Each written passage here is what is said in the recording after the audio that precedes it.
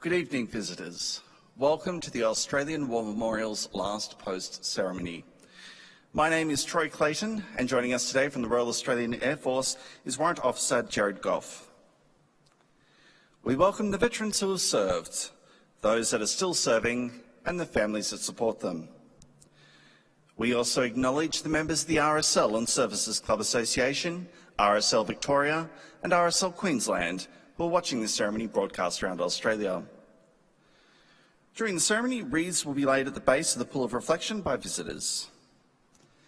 Please stand and join in singing the National Anthem.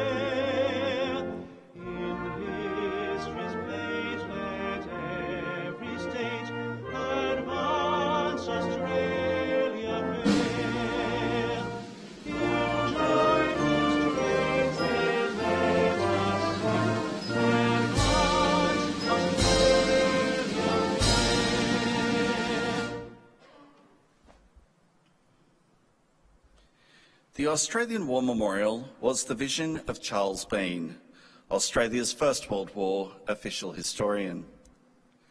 Bean landed with the Australian troops on Gallipoli and stayed with them at the front through to the end of the war. The idea of this national memorial and museum came to him at Pozières, France, in the depths of the bloody fighting of 1916. Bean's idea was that this would be a place where families and friends could mourn their loved ones buried in faraway places. It would also be a place that could help all Australians understand what these men and women had endured and what they had done for us. Bean's vision, to which we remain true, is best expressed as inscribed in the entrance to the memorial's galleries. Here is their spirit, in the heart of the land they loved, and here we guard the record which they themselves made. Tonight, we will read the story behind just one of those on the Roll of Honour, which lists the names of more than 102,000 men and women who have given their lives for us in war and operations for more than a century. But first we present a lament, Flowers of the Forest. Wreaths or floral tributes will now be laid at the base of the Pool of Reflection.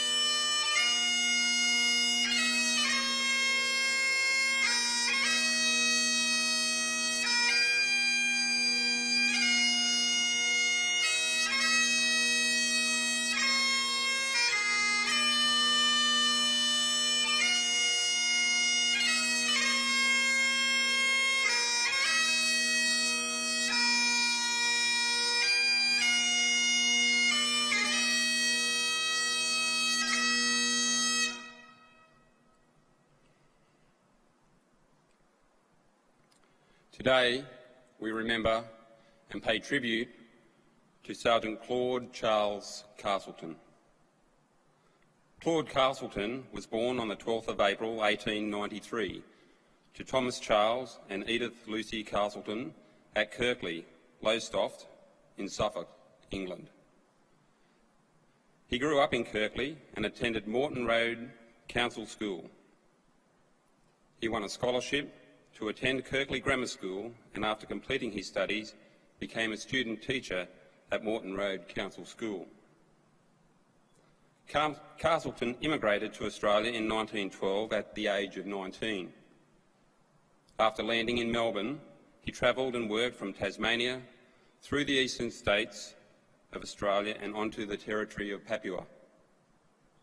He was working in Port Moresby when the First World War began and immediately offered his services to the local administration.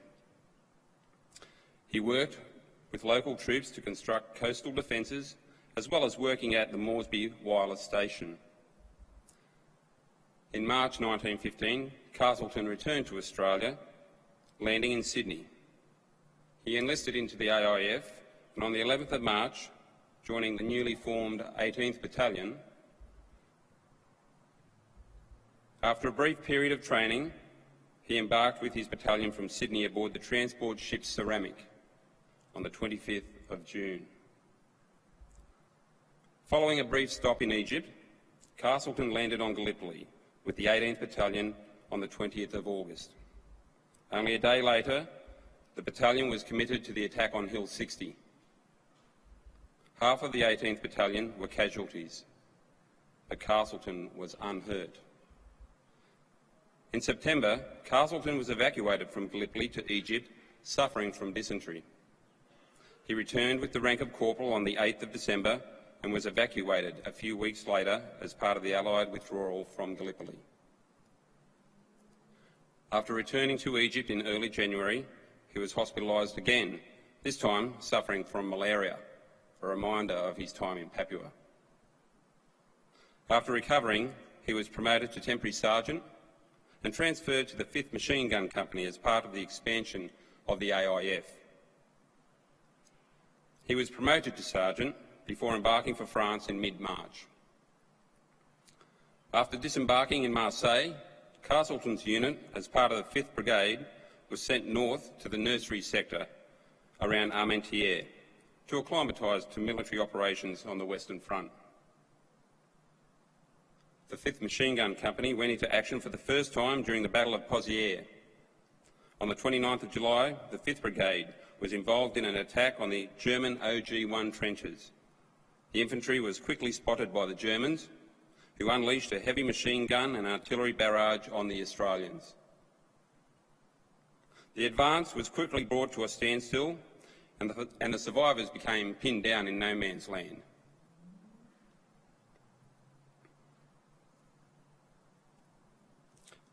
By heavy machine gun and artillery fire. Many wounded men were forced to lie in no man's land for over 3 hours. While no man's land was still under intense machine gun and shrapnel fire, Castleton went out and brought in wounded men on his back. On his third trip, bringing in his third wounded man, he was hit in the back and killed instantly. He was 23 years old. Castleton's body was recovered and he was buried in the Pozières British Cemetery. The award of his Victoria Cross was announced at the end of September, 2 months after his death. Castleton's name is listed on the Roll of Honour on my right, along with more than 60,000 others from the First World War. His photograph is on display beside the pool of reflection. This is but one of the many stories of courage and sacrifice told here at the Australian War Memorial. We now remember Sergeant Claude Charles Castleton, who gave his life for us, for our freedoms, and in the hope of a better world.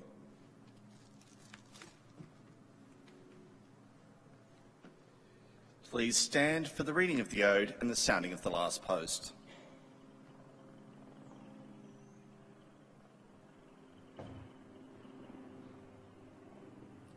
They shall grow not old, as we that are left grow old.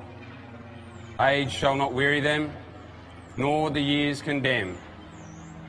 At the going down of the sun and in the morning, we will remember them. We'll remember them.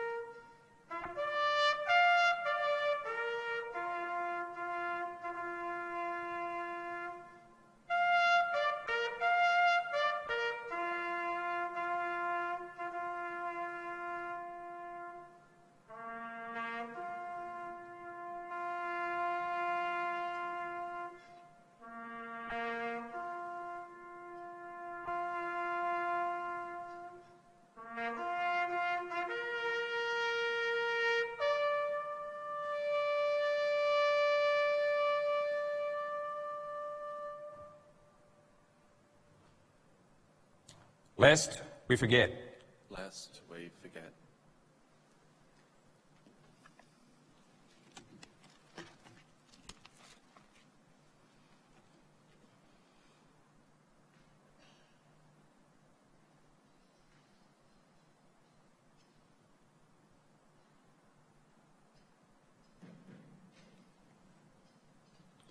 We leave you this evening with the words of the memorial's founder, Charles Bean. Many a man lying out there at Pozières or in the low scrub of Gallipoli, with his poor, tired senses barely working through the fever of his brain, has thought in his last moments, well, it's over. But in Australia, they will be proud of this. Ladies and gentlemen, that concludes the last post ceremony. We'd like to thank you for visiting the Australian War Memorial and wish you all a very good evening. Thank you.